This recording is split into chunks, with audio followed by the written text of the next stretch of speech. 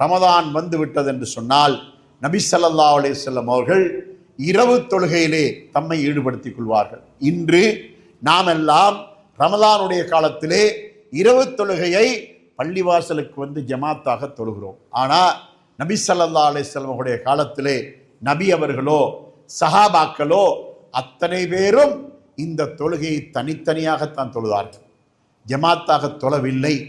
அதனால சஹாபாக்கள் எவரும் இதிலே பொடுபோக்காக அலட்சியமாக இருக்கவில்லை. அத்தனை சஹாபாக்களும் இந்த இரவு தொழுகையை தொழுவதிலே மிக மிக உள்ளச்சத்தோடு தூய்மையோடு நடந்து கொண்டார்கள் என்பதை அவருடைய வரலாறுகள் நமக்கு சொல்லி கொண்டிருக்கின்றன. நபி ஸல்லல்லாஹு அலைஹி வஸல்லம் அவர்கள் ரமதான் வந்து விட்டது என்று சொன்னால் 20 நோன்புகள் முடிகின்ற வரைக்கும் வீட்டிலேயே இரவில் தொழுவார்கள். ஆனால் 20ஆம் நோன்பு வந்து விட்டதென்றால் 20ஆம் நோன்பை நோற்றவர்களாக அவர்கள் பள்ளிவாசலை நோக்கி வருவார்கள். வந்து இஅ்திகாஃப் இருப்பார்கள். இஅ்திகாஃப் இருக்கின்ற போது அவர்கள் இரவு பகலாக பள்ளிவாசல் தான் இருப்பார்கள். இஅ்திகாஃபுடைய சட்டம் என்ன? இரவு பகலாக அந்த 20ஆம் நோன்பிலிருந்து நோன்பு முடிகின்ற வரைக்கும் 29 அல்லது 30 நோன்பு முடிகின்ற வரைக்கும் முழுமையாக பள்ளிவாசலில் இருக்க வேண்டும். அப்படி இருக்கின்ற போது நபி ஸல்லல்லாஹு அலைஹி வஸல்லம் அவர்கள் தான் தங்குவதற்கென்று தனக்கென்று பள்ளிவாசலில் முன்பகுதியிலே ஒரு கூடாரம் அடித்துக் கொள்வார்கள். துணியால ஒரு பிடவையால கூடாரம் அடித்துக் கொள்வார்கள். அந்த கூடாரத்தின் அளவு எப்படி இருக்கும்? அதாவது ஒருவர் காலை நீட்டி படுத்துக் கொள்ளக்கூடிய அளவுக்கு அந்த கூடாரம் இருக்கும். அகலம் ஒருவருடைய அகலத்தின் அளவு இருக்கும். அப்படி ஒரு சின்ன கூடாரம் அமைத்துக் கொள்வார்கள். நபி ஸல்லல்லாஹு அலைஹி வஸல்லம் அவர்கள் இரவிலே அந்த கூடாரத்துக்குள்ளேயே தொழுவார்கள், வெளியே வர மாட்டார்கள். சஹாபாக்களும் இஅ்திகாஃப் இருக்கின்ற சஹாபாக்கள் தனித்தனியாக தொழுவார்கள். வீட்டிலே தொழுகின்ற சஹாபாக்களும் தனித்தனியாக தொழுவார்கள். ஆண்கள் எப்படி தொழுவார்களோ அதே போல பெண்களும் தொழுவார்கள்.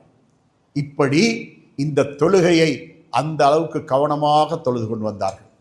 அப்படி தொழுத இந்த தொழுகையை நபி ஸல்லல்லாஹு அலைஹி வஸல்லம் அவர்கள் ஜமாத்தாக நாம் தொழுவதற்கு வழிகாட்டுவதற்காக அவர்கள் ஒரு ரமலானிலே கடைசி பத்திலே 20ஆம் நோன்புக்கு பின்னால் ஒரு இரவிலே அவர்கள் கூடாரத்துக்குள் இருந்து வெளியே வந்து பகிரங்கமாக தொழுவதற்கு ஆரம்பித்தார்கள். அங்கிருந்த சஹாபாக்கள் எல்லோரும் வந்து நபி அவர்களோடு சேர்ந்து ஜமாத்தாக தொழுதார்கள். அன்று ஜமாத் முடிந்து விடுகின்றது. அதற்கு பின்னால் அடுத்த நாள் அன்று கலந்து கொள்ளாத சஹாபாக்களுக்கு கேள்விப்படுகின்றது, நபி ஸல்லல்லாஹு அலைஹி வஸல்லம் அவர்கள் நேற்று இரவு இந்த இரவு தொழுகையை ஜமாத் நடத்தினார்கள் என்று கேள்விப்படுகின்றது.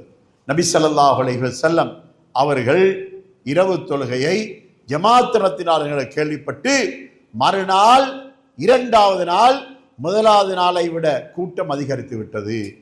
வந்து கூட்டம் அதிகமாக வந்து சேர்ந்து தொழுதார்கள். 3வது நாள் இன்னும் அதிகமாக அதிகரித்து விட்டது. அதற்கு பின்னால 4வது தினம் நபி ஸல்லல்லாஹு அலைஹி வஸல்லம் அவர்கள் தொழுகை நடத்த வருவார்கள் என்று சஹாபாக்கள் எதிர்பார்த்தவர்களாக இருந்தார்கள். கூடாரத்தை விட்டு வெளியே வரவில்லை, கூடாரத்துக்குள்ளே இருந்து விட்டார்கள் என்றால் அவர்களுடைய தொழுகையை கூடாரத்துக்குள்ளே தொழுதார்கள். நபி அவர்களுடைய வருகையை பற்றி சஹாபாக்கள் ஒவ்வொருவாறு கதைத்து கொண்டிருந்தார்கள். இதோ வருவார்கள், இன்னும் கொஞ்சத்தில் வருவார்கள் கதைத்து கொண்டே இருந்தார்கள். அதிகாலையிலே சஹருடைய நேரமாகிவிட்டது. மக்கள் எல்லோரும் வீட்டுக்கு போய் சஹர் செய்துவிட்டு பள்ளிவாசலுக்கு வந்தார்கள்.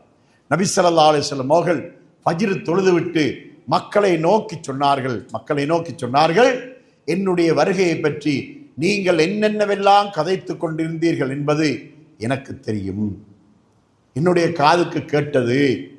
நான் உங்களுக்கு ஜமாத் நடத்த வராமல் இருந்ததற்கான காரணம் ஹஷீத்து அன் துக்தப அலைக்கும், இது உங்களுக்கு கடமையாக்கப்படுமோ என்று நான் அஞ்சினேன். ஏன், நான் நபியாகிய நான் தொடர்ச்சியாக மாதம் முடியும் வரைக்கும் இதை நான் ஜமாத்தோடு தொழுதா அல்லாஹ் இது உங்களுக்கு கடமையாக்கிட்டான்டா நீங்கள் எதிர்காலத்திலே கஷ்டப்பட்டு விடுவீர்கள், அதனால்தான் நான் ஜமாத் நடத்த வரவில்லை என்று நபி ஸல்லல்லாஹு அலைஹி வஸல்லம் சொன்னார்கள். ஆனால் 3 தினங்கள் ஜமாத் நடத்தினது ஒரு அங்கீகாரமாக ஆகிவிட்டது. இது எப்படி ஜமாத் ஆகினது என்றால், உமர் ரலியல்லாஹு ஆட்சி காலம் வரைக்கும் இந்த தொழுகையை மக்கள் தனிமையாக தொழுதார்கள். உமர் ரலியல்லாஹுடைய ஆட்சி காலம் 10 வருடத்திலே பாதி காலம் முடிந்ததற்கு பின்னால ஒரு தினம் உமர் ரலியல்லாஹு அவர்கள் ரமதானிலே இரவிலே கியாமுல் லைல் தொழுகின்ற நேரத்திலே மஸ்ஜிது நபவி வழியாக வருகிறார்கள். மக்கள் பள்ளிவாசல்லே தனித்தனியாக தொழுது கொண்டிருக்கின்ற காட்சியை கண்டார்கள்.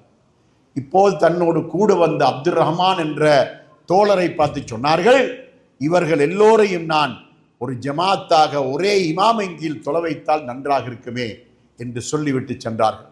மறுநாள் உபய் இப்னு காப், தமீமுத்தாரி ரலியல்லாஹு அன்ஹுமா என்ற 2 சஹாபாக்களை அழைத்து சொன்னார்கள், நீங்கள் மக்களுக்கு இந்த கியாமுல் லைலை ஜமாத்தாக தொழுகை நடத்துங்கள் என்று சொன்னார்கள். முவத்தாவிலே இடம்பெற்றிருக்கக்கூடிய ஹதீஸ் எப்படி என்றால், அமர உமர் இப்னுல் கத்தாப் உபய் இப்னு காப் வ தமீமத்தாரி ரலியல்லாஹு அன்ஹுமா ஐயகூமா பின்னாசி 11 ரக்காத்தன், மக்களுக்கு நீங்கள் 2 பேரும் 11 ரக்காத்து தொழுகை ஜமாத்தாக நடத்துங்கள் என்று ரக்காத்துடைய கணக்கையும் குறிப்பிட்டு ஜமாத்து நடத்துமாறு சொன்ன செய்தியை நாம் காணுகின்றோம். அந்த அடிப்படையிலே உமர் ரலியல்லாஹுடைய காலத்தில் தான் இந்த தொழுகை ஜமாத்தாக ஆக்கப்பட்டது. அன்றிலிருந்து இன்று வரையும் இந்த தொழுகை ஜமாத்தாக நடந்து கொண்டிருப்பதை பார்க்கின்றோம்.